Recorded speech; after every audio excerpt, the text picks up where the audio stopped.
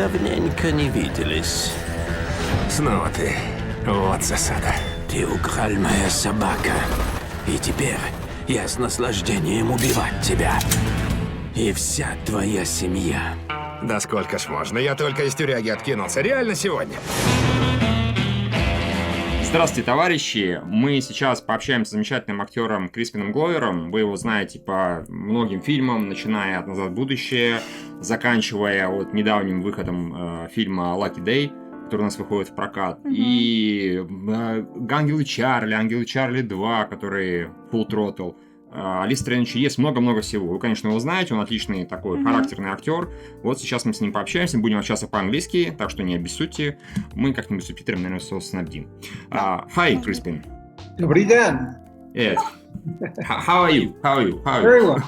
I'm Very here. I'm in the Czech Republic, so I'm not too far. Very nice. Very Are you nice. doing the filming or having a rest? No, I own property here, and I bought the property. It's an old chateau that was built in the 1600s. I bought it like 17 years ago, and I bought it for the purpose of making my own films. I've made two of my own feature films that I tour around with. I've never toured with it in Russia. I'd like to, but it never has happened yet. I've been in Russia a number of times, but not with my live shows and films. If somebody's watching, they should contact me on crispinglover.com because I'd like to come tour in Russia. I've been in Russia.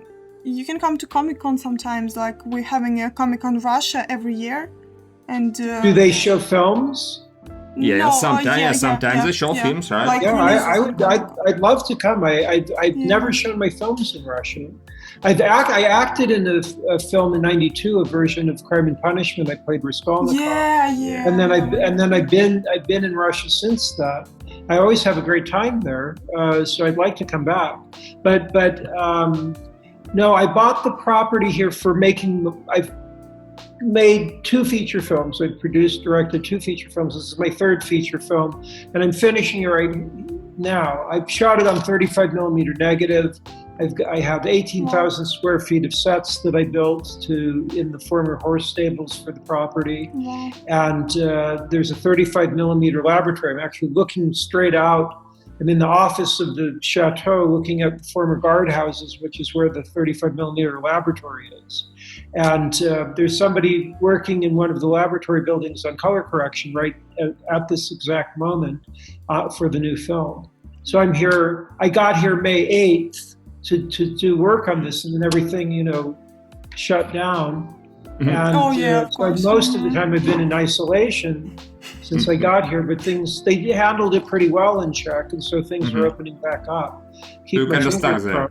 Yeah. What's that? You kind of stuck there in Czech. Sort of, yeah. I mean, I'm in the midst of getting a visa so I can stay here longer. I've had that place for 17 years, but I just fly back and forth. It's everything's easy, but so this is the first time I've not needed a visa till now. But now it's important because because of the situation. If I left, I couldn't come back in to finish the film. So I've got to. I am sort of stuck just to get the film completed, basically. So you half answered one of our questions. We wanted to ask you about your third movie. So why such a long pause? Why don't you? Yeah, the long pause between your second and the third movies. Like, when will it be? Ready? I've shot my first two films. I shot. The second film I shot completely on sets, and the first film I shot only a little bit on sets. I prefer to shoot on sets, but I recognized after the second film I had put money into building sets, and I wanted to continue working on sets. So it was a couple of years after that that I bought this property. I actually purchased this property before I finished the second film. My second film, I did prints for it here at the former laboratories at Barrandov Studios in Prague. those shut down, and we started a not-for-profit organization and purchased that. Ooh. The 35 millimeter equipment, and I'm looking at the building where it's housed. Right, it's right in front of me. My eyes are on it right this second. But this film is, the first two films are part of what will be a trilogy, but this new film isn't part of the trilogy. I started developing this film the very year 2007, which was the year I premiered the second film in Sundance. And this has been a huge production. The first two films I shot on 16 millimeter and blew up to a 35 millimeter print. But this film is the first film I've shot on 35 millimeter. And I started shooting it in 2013. And then I was shooting at least one production segment every year until 2018. It's just, when you self-fund a film, my first film, What Is It?, which I premiered in Sundance in 2005, I started shooting that in 1996. It took me 9.5 years to make that film. Nobody was thinking about it because I hadn't made another film. But it took me 9.5 years to make that film. So to me, I can see from an outside perspective, it's like, oh, it seems like a long time. But essentially, it's about the same. I also shot the second film, Everything Is Fine, before I completed What Is It? Oh, yeah. I didn't, so it's like, I actually had two films that I worked on simultaneously for a number of years before I released them. So it seems like I had two films come out close to each other. But really, I'd been working on both of them for long periods of time. I fund the films myself. When you have a corporation, or even if you seek corporate money or some kind of government money or whatever, there's a large amount of money that's all comes together, and then everybody comes together, and the goal is to make it as quickly as possible and get it out as quickly as possible. But I fund the films myself, and I kind of piece them together over time. It's not the easiest way to make a film, but it's, for whatever reason, that's the way I've made all of my films, is a little bit by little bit. So your first movie we're gonna see like in 2028, maybe. My fourth movie? Well, the idea is that also I purchased this property here with the idea that I would be able to reutilize the sets. So I had the sets being built for this new production for 2.5 years. Because, normally you get a big amount of money on a film and everybody builds sets very quickly. But I had 3 Ukrainian workers that came from the Ukraine, and they lived on the property, and they built here for 2.5 years. So everything just takes a little bit of time. But the idea is that now I actually have a couple of productions that I would like to shoot on the same set. So that will make it I'll still have a high production value, but it won't take as long and it won't be quite as expensive. Now the only thing I have to wait for is this world pandemic to stop. And then, so it's true, with the world pandemic, we may not be seeing, who knows what kind of productions we're going to be able to have. And when? Right. When it's all gone. We can only hope. Let me ask you the main question regarding Lucky Day. How do you feel about modern art? How do I feel about modern what? Modern art. Like paintings, Well, I'm a big proponent of surrealism, for example. I do like certain aspects of modern art. Like Roger Avery, I'm friends with Roger, who wrote and directed Lucky Day. And he definitely has a perspective about modern art, about art in general. But also, I think this film, Roger had gone to prison. He'd spent time in jail. And so I think, even though this is not like an actual recounting of what he went through, there are aspects of the film that have to do with him and his psychology, which I appreciate that about the movie. I mean, I know Roger, so I understand certain things that may not be quite as seemingly apparent in the film, but I feel like he was working things out as a good modern artist does. So the modern art section of the movie, he had an awareness of that when we were shooting it. Yeah, would you bought the picture like this, like yourself? Would you bought the picture like this by like yourself, like for your home collection, for example? Like with would I buy it? Yeah. Would you? Well, how do you feel about this? Well, I'm in it, and so I generally don't buy my own films. Like I usually don't watch my films. I watch my films that I direct, but I don't usually watch the films that I act in. Like unless, never? No, I'll watch them, but I didn't see Lucky Day until they didn't have a proper premiere for it. So there was an opening night showing of it in Beverly Hills on a nice little art house theater. And I think it's called the Fine Arts Theater.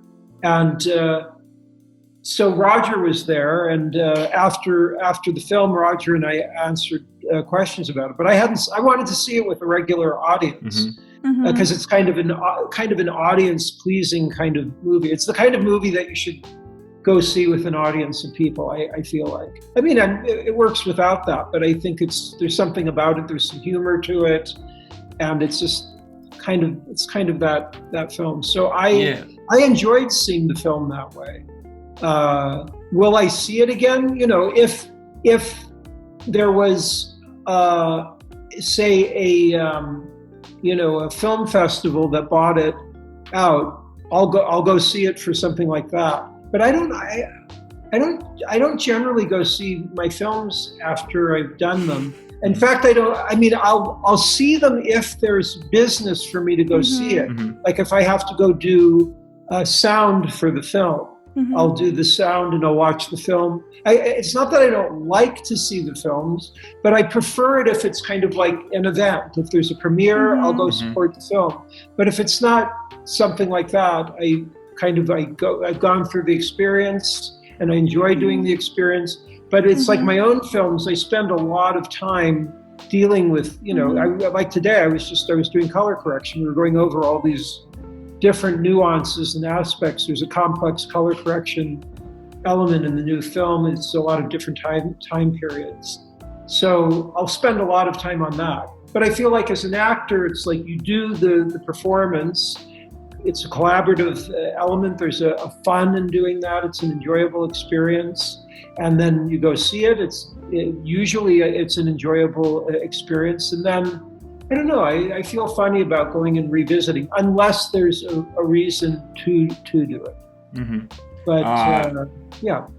We asked about the paintings. Do you remember this bit when all the paintings that main hero Nina Dobrev was painted? It was covered by blood of her critics.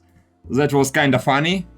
Yeah, I think very funny. And would you buy some kind of that picture for yourself? Would I buy a picture covered with somebody's blood? Not with blood, but something like this.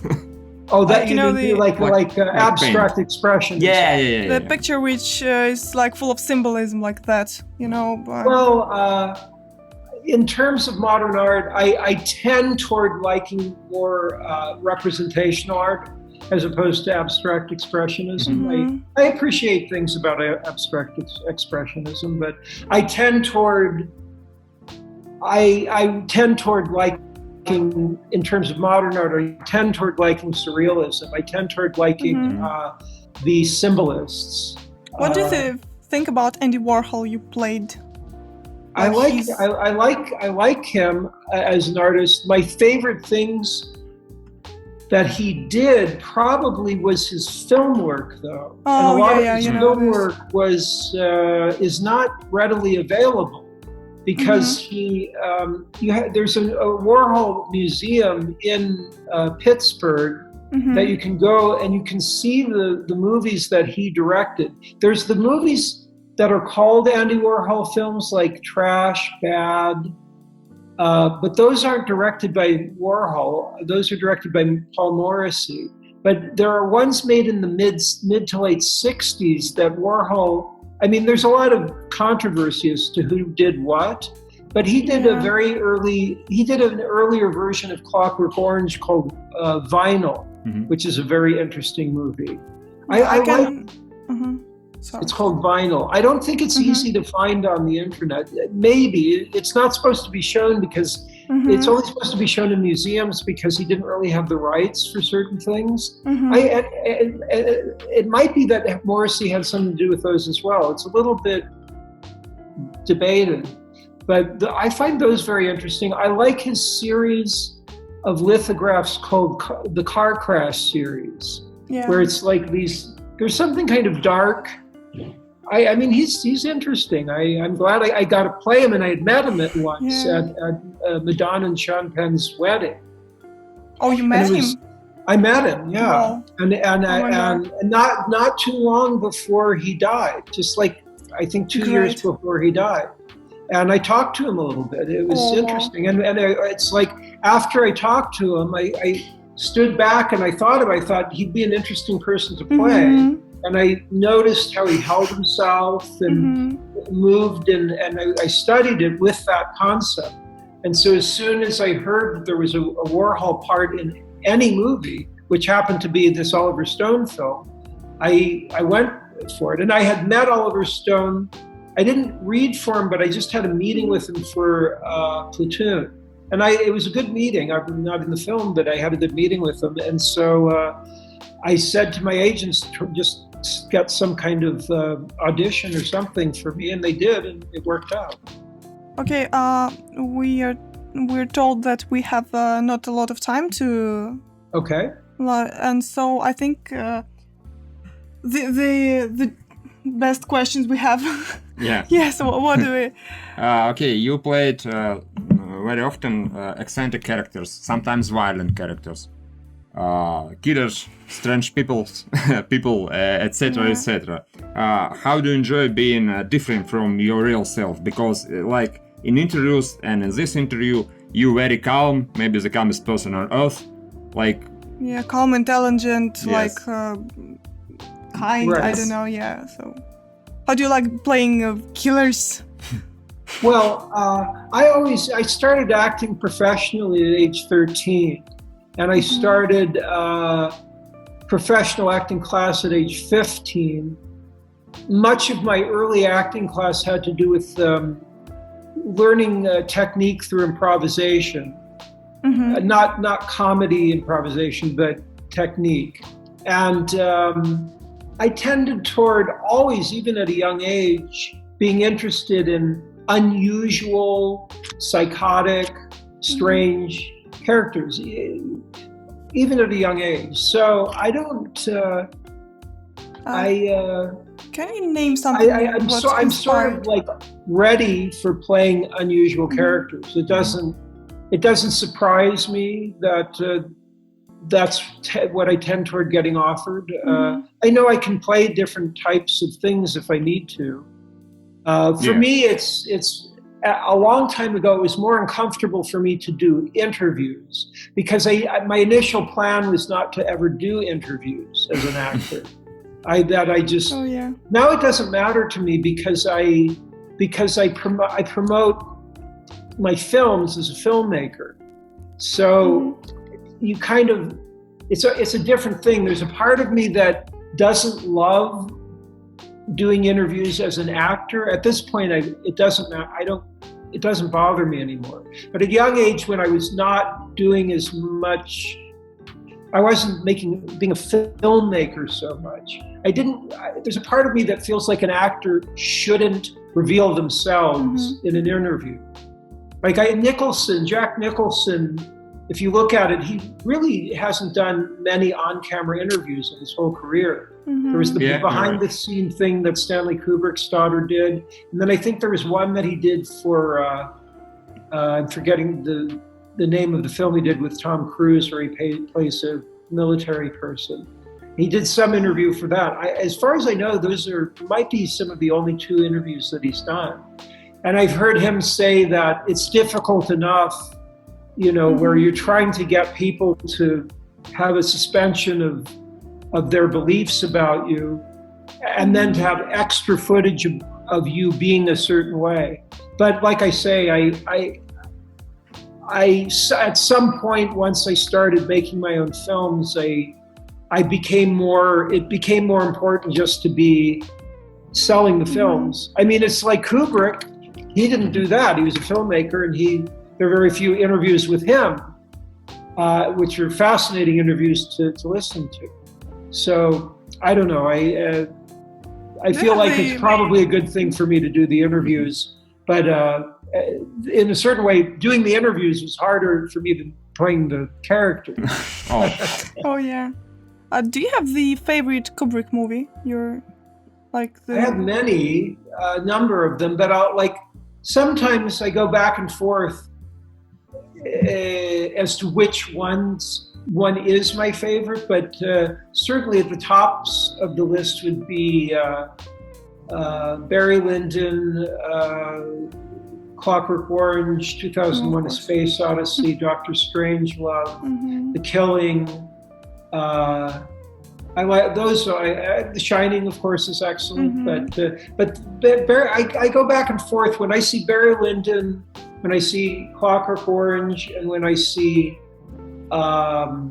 2001. Every time I watch one of those, I feel like, well, that's got to be my favorite one.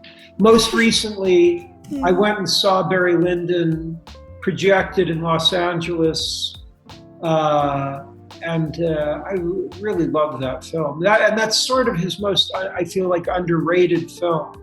And I'm sure it's one that will continue to escalate in appreciations of excellence, because it's quite a movie. Oh, very nice.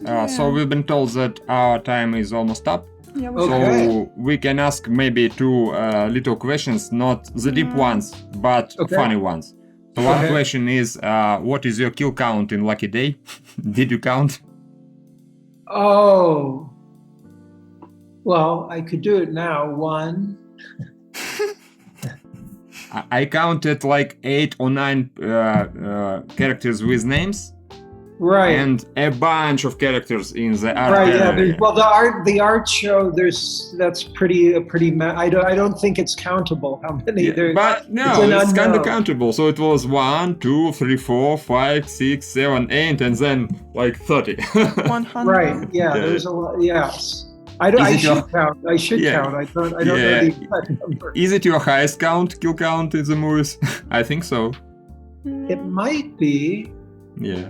Yeah, I'm trying to think. Well, I in Beowulf, that Roger also co-wrote. I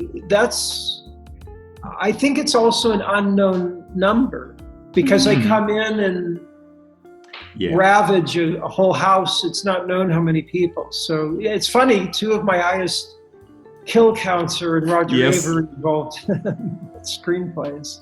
And then the last one, what do you think? The Thin Man, is he alive or is he dead? What do you think? I think the Thin Man is alive. Yeah, very nice to hear, because I almost cried a little bit in theater when I watched the theatrical cut. Yeah. In theatrical cut, he's dead, almost certainly dead. But in unrated cut, he's maybe alive. So if in the first, it was at the end of the first one. He was clearly the Thin Man was clearly dead, and then I came back in the second film, and then I seemingly was dead for that. Had that particular incarnation, had there been a third one in that incarnation, we talked about it when we were making the film. The idea is, yes, I would have come back and been alive, but that version didn't make enough money. It made money, but it was a higher. They spent more money on the second one than on the first one. Yes. So it didn't make enough to to garner a third film of that. I know they just made one. I haven't seen it, and I don't think the new one, made that much money. No, it's not very fun. Oh, okay. It's not very fun. But yeah, I haven't seen it, so I don't know. But yeah, I had a great time. I enjoyed playing that character. That was a fun character. It was another assassin. It was an assassin like. He was villain, then he was anti-hero in second one. Yeah, very nice, deep character. Okay, thank you. Thank you very much, Crispin. We would like to talk to you I feel like longer, but we have our limits. I think I'm supposed to be on another. Yeah. That's right. I'm sorry. I want to come out to Russia, so if anybody who's watching, contact crispinglover.com. I'd like to come out and tour with my shows and films. Maybe talk about your books later or something like that. At my shows, I perform an hour-long live presentation of my profusely illustrated books. And I've never performed it in Russia, so I'd love to come out. Because I felt like... Yeah, we're gonna talk. We're gonna talk to some people.